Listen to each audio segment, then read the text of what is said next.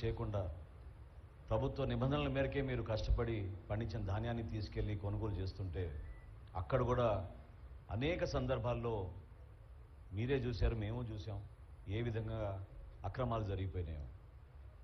స్థానికంగా ఏర్పాటు చేసిన ఈ రైతు భరోసా కేంద్రాల వలన ఎంత నష్టం కలిగిందో మన రైతాంగానికి మనందరం చూసాం. గతంలో కూడా అకాల వర్షాల వలన తడిచిపోయిన ధాన్యాన్ని కొనుగోలు చేయమని ఆ రోజున పవన్ కళ్యాణ్ గారు, చంద్రబాబు నాయుడు గారు ఈ ప్రాంతంలో పర్యటించినప్పుడు నిజంగానే ఇందాక బొలిశెట్టి శ్రీని గారు చెప్పినట్టు రైతులను ఎంత ఇబ్బంది పెట్టారో మేము కళ్ళారా చూసాం.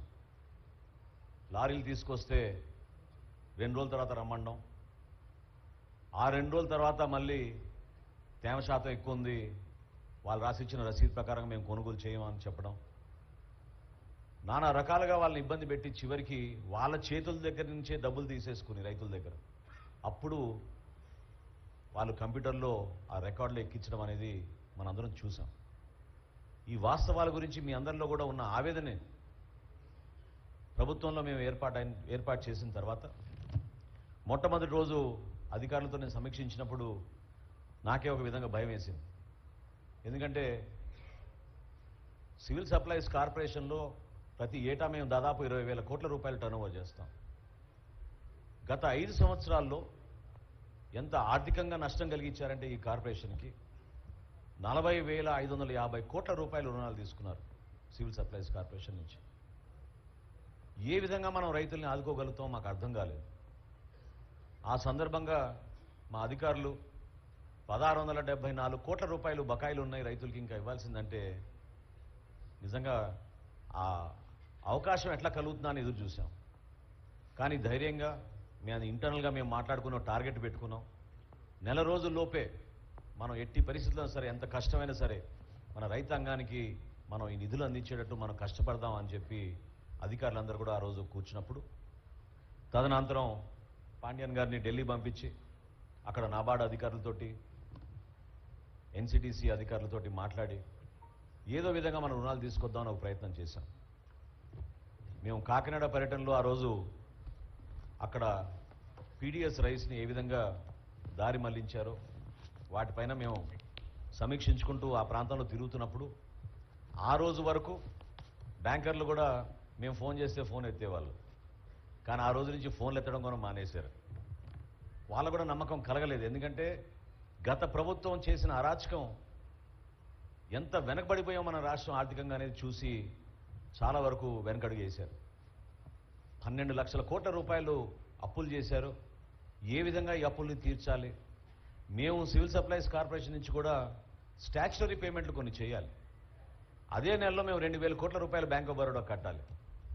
అర్థం కాని పరిస్థితుల్లో కూడా ధైర్యంగా మేము అందరం కూడా నిర్ణయించుకుని పాండ్యన్ గారిని ఢిల్లీకి వెళ్ళమన్నప్పుడు ఆయన అక్కడ అధికారులతో మాట్లాడి ముఖ్యమంత్రి గారి దృష్టికి తీసుకొచ్చినప్పుడు ముఖ్యమంత్రి గారు ఒకటే మాట చెప్పారు, ఎట్టి పరిస్థితుల్లో కూడా మీరు దీనిపైన ఫోకస్ పెట్టి త్వరలోనే మనం రైతులకు అందించేటట్టు మీరు చేయండి, దానికి సంబంధించిన దసరాలు మీరు ఇమీడియట్గా మూవ్ చేయమని ఆయన చెప్పినప్పుడు పవన్ కళ్యాణ్ గారి దృష్టికి తీసుకెళ్ళి సమన్వయపరుచుకుంటూ ఈ ఆర్థిక పరిస్థితిలో కష్టకాలంలో కూడా 1,000 కోట్ల రూపాయలు గత నెలలోనే మేము రైతులందరికీ కూడా అందించడానికి ఒక అద్భుతమైన కార్యక్రమం ద్వారా మేము చేశాం. 1,674 కోట్ల రూపాయల్లో ఈరోజు మిగులు 674 కోట్లు ఒకే రోజున మన రైతాంగానికి అందరికీ ఒక భరోసా కల్పించడానికి కోసం చేస్తున్న కార్యక్రమం ఇది. అందులో మన జిల్లాలో పశ్చిమ గోదావరి జిల్లాలో ఉమ్మడి పశ్చిమ గోదావరి జిల్లాలో 472 కోట్ల రూపాయలు మనం ఈరోజు రైతులందరికీ వాళ్ళ ఖాతాల్లో పడేటట్టు ఏర్పాటు చేశాం. మీ అందరికీ నేను మాట ఇస్తున్నాను, రైతులు పడుతున్న కష్టాల గురించి రైతుకు పెద్దపీట వేయాల్సిన బాధ్యత మా అందరిపైన ఉంది.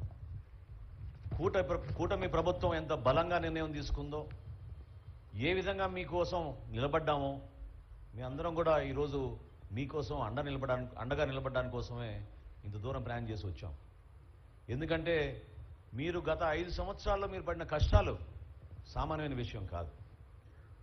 నేను ఇది పదే పదే ఎందుకు అంటున్నానంటే నేను చూశాను అనేక సందర్భాల్లో మేము రైతుకు గిట్టుబాటు ధర గురించి, ధాన్యం కొనుగోలు విషయం గురించి జనసేన పార్టీ నుంచి మేము కూడా పవన్ కళ్యాణ్ గారి నాయకత్వంలో అనేక ప్రాంతాల్లో పర్యటించాం. నిలబడ్డాం. తెలుగుదేశం పార్టీ తరఫున కూడా నాయకులందరూ కూడా అదే విధంగా ఈ జిల్లాలో ప్రత్యేకంగా, ఎందుకంటే డెల్టా ప్రాంతంలో గోదావరి జిల్లాలకు ఉన్న ప్రాముఖ్యత మీ అందరికీ తెలుసు. ఇక్కడే రైతాంగానికి ఇబ్బంది కలిగే పరిస్థితి వచ్చిందంటే మేమే నమ్మలేకపోయాం. కౌలు రైతుల విషయంలో మొట్టమొదటి కార్యక్రమం ఈ ప్రాంతంలో మేము చేసింది మీ అందరికీ తెలుసు. ఆ రోజు పవన్ కళ్యాణ్ గారు సొంత నిధులతోటి 5 కోట్ల రూపాయలు ఆయన కౌలు రైతులను ఆదుకోవాలి, పాపం ఆత్మహత్య చేసుకున్న రైతులకి మనం ఆదుకోవాలంటే చింతలపూడికి వచ్చినప్పుడు ఈ జిల్లాలో 42 మంది ఆత్మహత్య చేసుకున్నట్టే మేమే నమ్మలేకపోయాం. ఆత్మహత్య చేసుకున్న ఆ కౌలు రైతు కుటుంబాలకి 1,00,000 రూపాయల చొప్పున ఆర్థిక సహాయం ఆ రోజు ఇచ్చినప్పుడు ఖచ్చితంగా ఆ రోజు ఒక నిర్ణయం తీసుకున్నాం. మన ప్రభుత్వం ఏర్పడిన తర్వాత కౌలు రైతుకి ఎట్టి పరిస్థితుల్లో కూడా గౌరవం దక్కాలి. ఎవరైతే కష్టపడి పండించుకుంటున్నారో ఆ పండించే రైతుకే సకాలంలో మనం చెల్లించే విధంగా, బ్యాంకుల నుంచి రుణాలు వచ్చే విధంగా, ప్రభుత్వం కూడా ఎక్కడ పొరపాట్లు చేయకుండా కొనుగోలు చేసే విధంగా ముందుకెళ్లాలని ఆ రోజు మేము చేసిన మా ఆలోచనని ఈరోజు ప్రభుత్వంలో అమలు చేసే విధంగా ముందుకు అడుగులు వేస్తున్నాం. ఈ పంట ద్వారా కానివ్వండి, స్థానికంగా ఈరోజు రైతు భరోసా కేంద్రాలని మార్చి రైతు సహాయ కేంద్రాలుగా మార్చాం. రైతాంగంలో ఎవరైతే పాపం నిజాయితీగా కష్టపడి కౌలుదారులుగా ఉన్నారో వాళ్ళందరికీ CCRC కార్డ్స్ ఇచ్చేటట్టు, రేపటి రోజున రెవెన్యూ సదస్సులు ఏవైతే ప్రారంభం అవుతున్నాయో ఆ రెవెన్యూ సదస్సుల్లో మీ అందరికీ కూడా గ్రామ సభలు ఏర్పాటు చేసి ఖచ్చితంగా 100% మన రాష్ట్రంలో ఉన్న కౌలు రైతులందరినీ కూడా ఆదుకునేటట్టు ఈ ప్రభుత్వం మీకోసం పనిచేయబోతోంది. అందుకు ఖచ్చితంగా మీకు రుణపడి ఉంటాం. ఆ రుణాన్ని తీర్చుకునే విధంగా కష్టపడి పనిచేస్తామని మరొకసారి రైతాంగాన్ని ఈ సందర్భంగా తెలుపుకుంటున్నాను.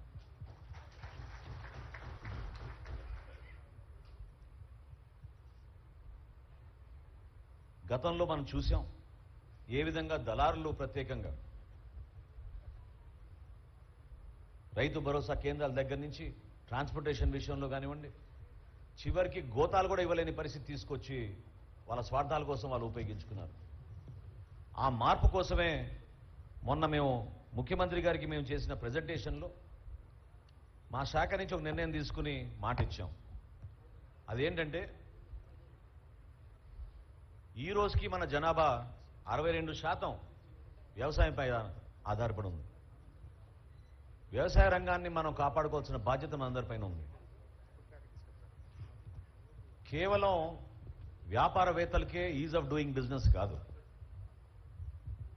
రైతులు కూడా ఈజ్ ఆఫ్ డూయింగ్ బిజినెస్ చేయాలి. వాళ్ళు కూడా ఆ ప్రక్రియలో ఎక్కడ కూడా పొరపాటు జరగకుండా నిజాయితీగా పారదర్శకంగా వాళ్ళు ఒక కేంద్రానికి వెళ్తే కొనుగోలు కేంద్రానికి సంతృప్తిగా ఈ ప్రభుత్వం నాకు అండగా నిలబడిందనకి భరోసా కల్పించే విధంగా మేము కొన్ని మార్పులు తీసుకొస్తున్నాం మా డిపార్ట్మెంట్లో. అందులో ముఖ్యంగా మన ముఖ్యమంత్రి గారు చంద్రబాబు నాయుడు గారు ఆ రోజు చేసిన సూచన మేరకు మేము కూడా ఇంటర్నల్గా వర్క్ చేసుకుని మా డిపార్ట్మెంట్లో ఒక నిర్ణయం తీసుకున్నాం. రాబోయే ఖరీఫ్ మాసానికి మీ అందరికీ మాటిస్తున్న ప్రభుత్వం తరఫున 48 గంటల్లోనే మీ ఖాతాల్లో డబ్బులు పడిపోతాయి. కేవలం 48 గంటల్లోనే. దానికి అన్ని విధాలుగా